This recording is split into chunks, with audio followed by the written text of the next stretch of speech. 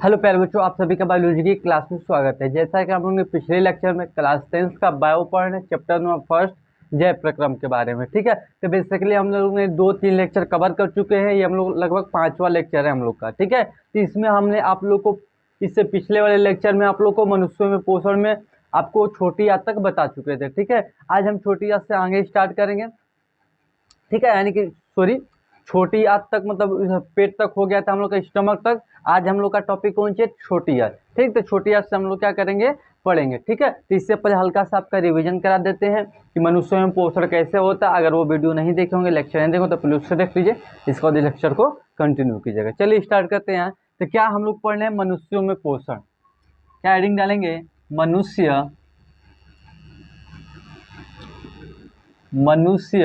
में पोषण। ठीक है, यानी कि मनुष्यों में, ह्यूमन बीइंग में क्या कर रहे हैं हम लोग? न्यूट्रिशन पढ़ रहे हैं, यानी कि पोषण पढ़ रहे हैं। ठीक है, तो बेसिकली हमने आप लोगों को बता दिया था कि जो भी मनुष्यों में पोषण होता है 5 स्टेप द्वारा क्या होता है? पूर्ण होता है। ठीक है, पहले क्या करते हैं? भोजन को खाते हैं। तो हमने आपको बताया था पहले भोजन किस में लिया जाता है, यानी किस में खाया जाता है? मुख में खाया जाता है। ठीक है, यानी कि मुंह में। ठीक, तो जहीं हम क्या करते हैं? मुख यानी कि मुंह में हम भोजन का क्या करते हैं? खाना जहीं खाते हैं तो हमारा क्या होता है? तुरंत जहीं हम मुख में क्या करते हैं? खाना खाते हैं, तभी हमारा मुख में ही देखते हैं दांत पाया जाता है, जीभ पाया जाता है, और उसी में एक सलेवरी ग्लैंड निकलता है। आपको पूरा डिटेल में पढ़ाएगा, बस हल्का सा रिवीजन करा रहे हैं क्योंकि आप इसको कोरिलेट कर सके आगे वाले क्लासेस में, आज की क्लास में। ठीक है, तो हम क्या बोले कि जो माउथ होता है, माउथ में एक सलेवरी ग्लैंड होता है। ठीक है, यानी कि लार ग्रंथि होती है, उसमें से क्या निकलता है? लार निकलता है, जो कि क्या करता है? कार्बोहाइड्रेट का डाइजेशन करता है। किसका डाइजेशन करता है? कार्बोहाइड्रेट का। कार्बोहाइड्रेट का क्या करता है? हम लोग का डाइजेशन करता है। ठीक है, तो जो भी भोजन में देखिए मेनली आपके भोजन में कार्बोहाइड्रेट, प्रोटीन और हमारा कौन सी होता है? फैट। ये 3 चीज पाए जाते हैं। जितने भी हम भोजन खाना खाते हैं उसमें से हमको 3 चीज का न्यूट्रिशन मिलता है। एक तो हमारा कौन सी मिलता है?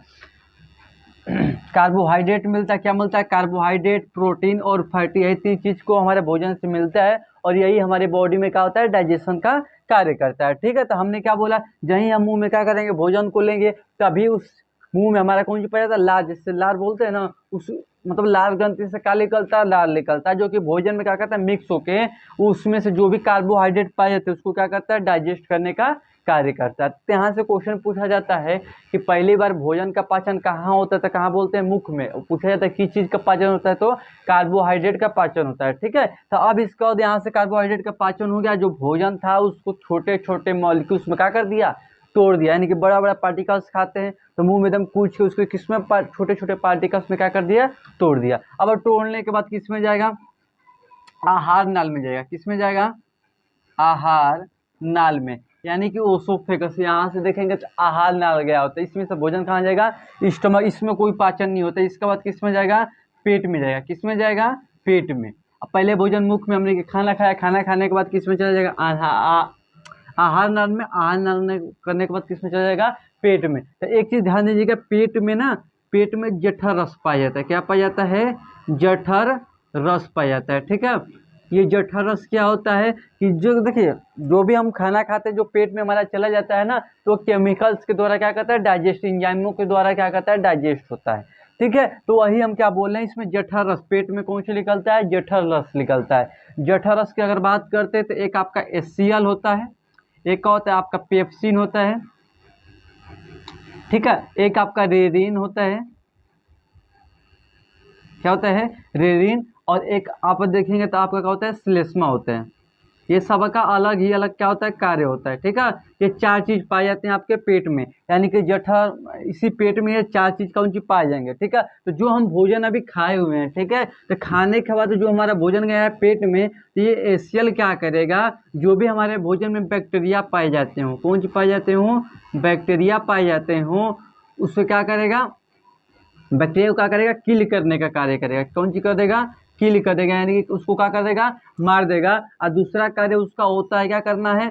जो फूड हमारा है, यानी कि जो हम भोजन खाए हैं उससे क्या करता है? एसिडिक करता है। क्या कर देता है? एसिडिक इन नेचर कर देता है। एसिडिक इन नेचर, यानी कि उसको अम्लीय में बदल देता है। यानी कि HCl का क्या कार्य होता है? ठीक है, पहले तो जो भोजन में बैक्टीरिया, जीवाणु पाए जाएंगे उसे मारने का कार्य करेगा।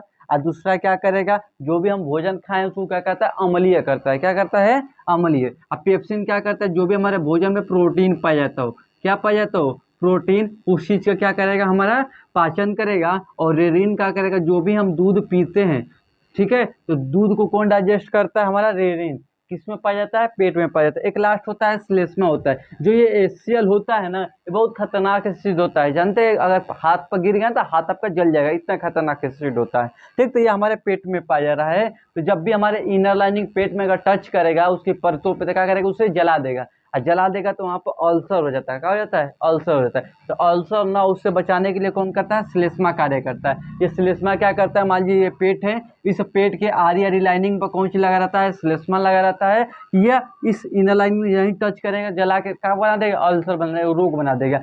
ये क्या करते हैं, ये कुल श्लेष्मा होते हैं। आरी आरी का लगा रहता है, श्लेष्मा लगा रहता है। ये पेट से क्या करता है, टच करने को नहीं देता है। ठीक है, ये आपका कौन सी फंक्शन, ये सब डिटेल में आप लोग एक एक चीज करके आप लोग को समझाया गया है। ठीक है, हल्का सा ओवरव्यू पता है, ठीक, क्योंकि हमें आगे पढ़ना है इसके। ठीक है, अब पिछले लेक्चर में पढ़ चुके हैं, तो इस लेक्चर में तो पढ़ेंगे नहीं। ठीक, तो हल्का सा आपको इंट्रोडक्शन दिए। जो हमारा भोजन खाते हैं मुख में जाता है, मुख में कौन सी का डाइजेशन होता है, कार्बोहाइड्रेट का होता है। जो खाना होता है उसे छोटे छोटे मॉलिक्यूल्स में तोड़ दिया जाता है। इसके बाद आहार नाम में भेज दिया जाता है, आहार नाम से किसमें चला जाता है, पेट में। अब पेट में ये सब का डाइजेशन होता है। ठीक, चलिए अब आते हैं हम लोग छोटी आंत। आज का टॉपिक स्टार्ट होता है यहाँ से, हेडिंग डालेंगे छोटी आंत। अब यहाँ से हम लोग अच्छे से पढ़ना स्टार्ट करेंगे। जो भी अगर पीछे का लेक्चर आप नहीं देखे होंगे तो पहले उसे क्लियर कर लीजिएगा। ठीक है, ये तो आपको ओवरव्यू हल्का बता दिया। ठीक है, क्योंकि आप छोटी आंत पढ़ाएंगे तो थोड़ा इंटरलिंक कर सकें क्या क्या भी डाइजेशन हम लोग ने किया था। ठीक है, तो हेडिंग डालेंगे कौन सी हम लोग, छोटी आंत। ठीक, छोटी आंत। ठीक है, तो अब यहाँ से अगर हम बात करें छोटी आंत में, तो छोटी आंत में जानते हैं ना, दो आर्गन कार्य करता है।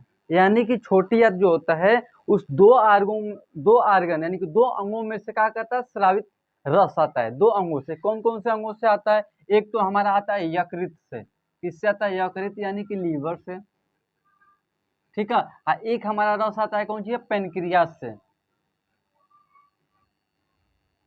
किससे आता है, हमारा पेनक्रियास से। यानी कि जो छोटी आंत होती है, स्मॉल इंटेस्टाइन होती है, उसमें जो भी हमारा भोजन चल गया ना, अब भोजन जाने के बाद इस माने कि दो अंग, कौन कौन अंग, यकृत और पेनक्रियाज, ये अंग है। कौन से अंग, ये दोनों अंग क्या करते हैं, अपना जो भी रस, पाचक रस बनाते हैं। क्योंकि हमें यह पता है कि जितने पाचक रस होते हैं, ठीक है, वही क्या करते हैं, भोजन को डाइजेस्ट करने का कार्य करते हैं। तो यह भी पाचक रस निकालता है, यह भी पेनक्रियाज भी क्या निकालता है, पाचक रस निकालता है। आगे बात करते हैं कैसे कैसा निकालता है। ठीक है, ये दोनों पाचक रस सिर्फ निर्माण करते हैं। क्या करते हैं, निर्माण यानी कि बनाते हैं। अब बना के किस में भेज देते हैं, आप छोटी आंत में भेज देते हैं।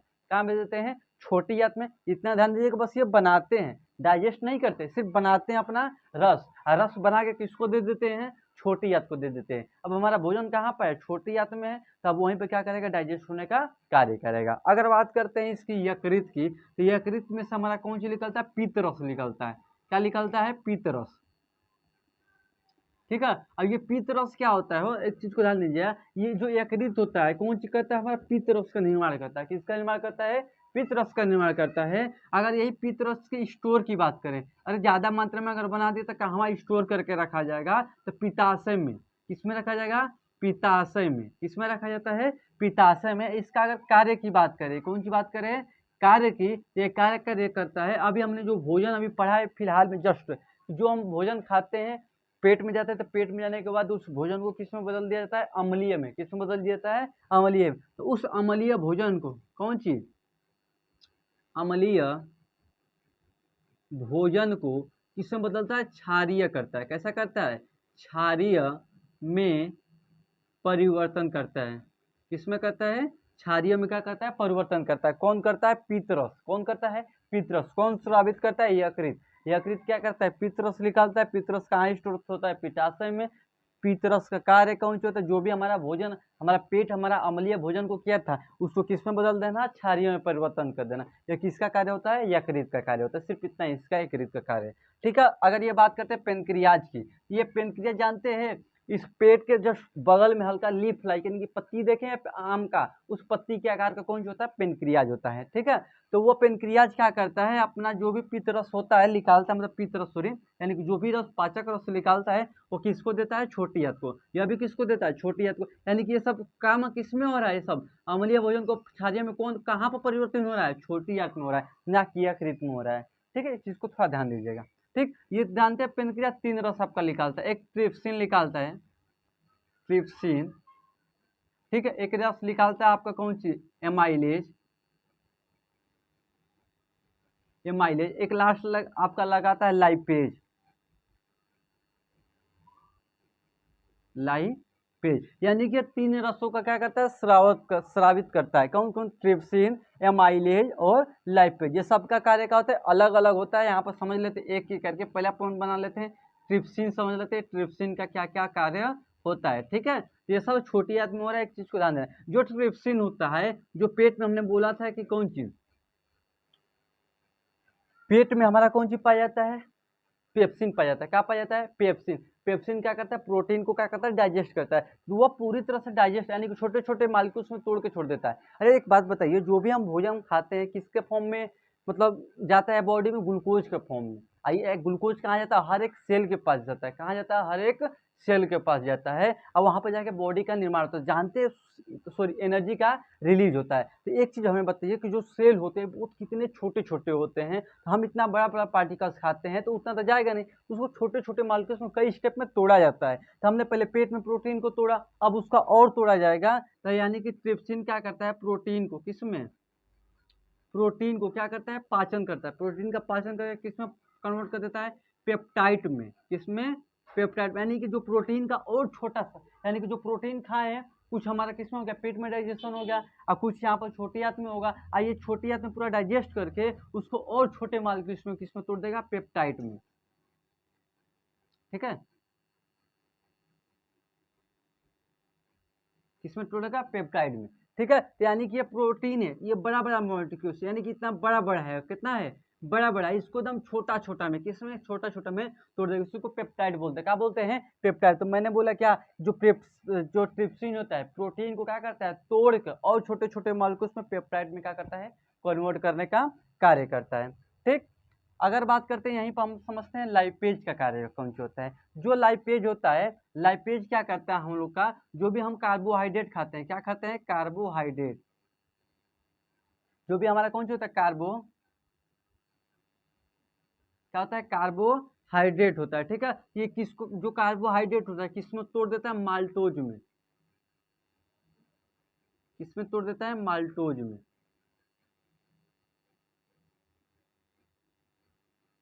ठीक है, तो हमने क्या बोला, जो भी ट्रिप्सिन होता है छोटे छोटे मालिक्यूल्स में तो किसमें तोड़ेगा, पेप्टाइड में। और ये जो लाइपेज है वो कार्बोहाइड्रेट को किसमें तोड़ेगा, माल्टोज में तोड़ेगा। ये जो लाइपेज है, लाइपेज क्या करता है, वसा को, किसको, वसा को छोटे छोटे यानी कि सरल कण में क्या करेगा, सरल कण में क्या करेगा, तोड़ने का कार्य करेगा, सरल कण। ठीक, तो हाँ, यहाँ से हम लोग को क्लियर हो गया कि छोटी आंत में क्या होता है, दो ग्रंथि। कितनी ग्रंथि, दो ग्रंथि, यानी कि दो अंग।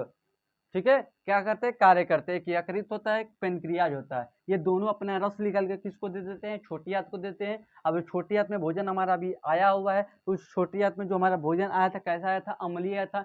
तो वो क्षारीय में कौन बदलेगा, पीत रस बदलेगा। ठीक है, पीत रस कौन निकालता है, यकृत निकालता है। इतना काम क्लियर हो गया इसका।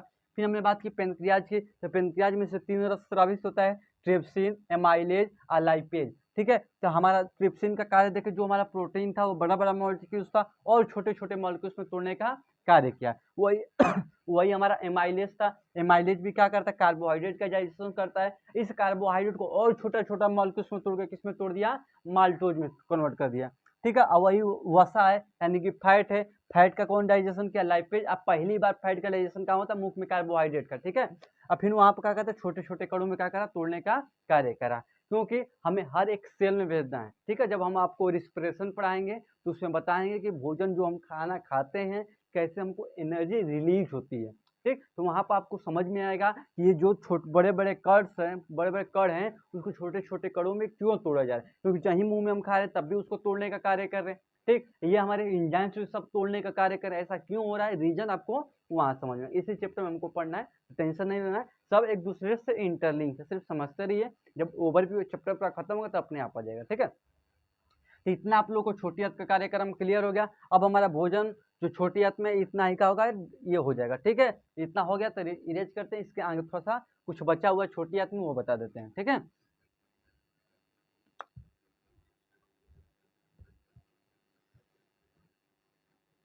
चलिए। तो अब तो अगर पूछा जाता है क्वेश्चन यहाँ से भी, सबसे मतलब पहली बार भोजन का पाचन कहाँ होता है, मुख में होता है, और खत्म कहाँ पर होता है, छोटी आंत में होता है। पूरी तरह से भोजन का पाचन कहाँ खत्म होता है, छोटी आंत में, और शुरू कहाँ होता है, मुख में। ये चीज को याद करके रखिएगा। ठीक है, अगर बात करते हैं आगे, तो जो हमारा भोजन का हुआ डाइजेस्ट हो गया, पूरी तरह से क्या हो गया, पाचन हो गया, तो का अब पाचन हो गया तो अब कहीं ले जाया जाएगा ना, तो पहले जो भी वो हमारा, मान लीजिए हमारा कौन सी छोटी आंत का ये है, तो इसमें मानते एक रेशेदार की तरह, रेशा, जैसे कि ब्रश करते हैं तो उसका जो भी ऊपर का देखते हैं खुजा और एकदम होता है, इसी तरह होता है। ठीक है, इसको विलाई बोलते हैं, क्या बोलते हैं, या रसाकुर बोल सकते हैं, रसाकुर बोल सकते हैं, या भिलाई बोल सकते हैं।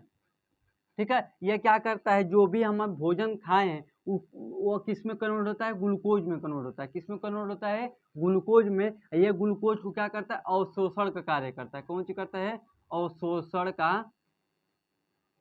क्या करता है, अवशोषण का क्या करता है, कार्य करता है। ठीक है, ये अवशोषण करके, यानी कि जो भी हमारे जो ग्लूकोज के फॉर्म में हमारा भोजन टूटा हुआ है, उसे क्या करेगा, छोटी, यानी कि छोटी क्या करेगा, उसे ऑब्जर्व करेगा रसाकुर के द्वारा। किसके द्वारा, रसाकुर यानी कि विलाई के द्वारा। यानी कि ये पूरा क्या करेगा, यहाँ से इसको क्या करेगा, ऑब्जर्व करके किसमें मिला देगा, ब्लड में।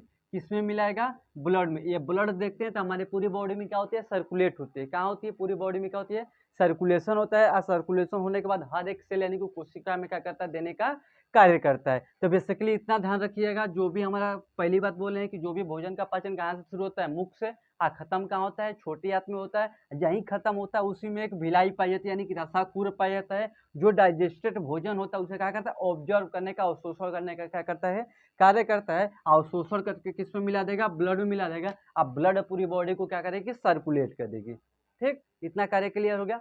यही हमारा कहा था, छोटी आंत में इतना ही फंक्शन हमारा था। ठीक, अब एक लास्ट टॉपिक आता है हमारा, बड़ी आंत। कौन सा आता है, बड़ी आंत।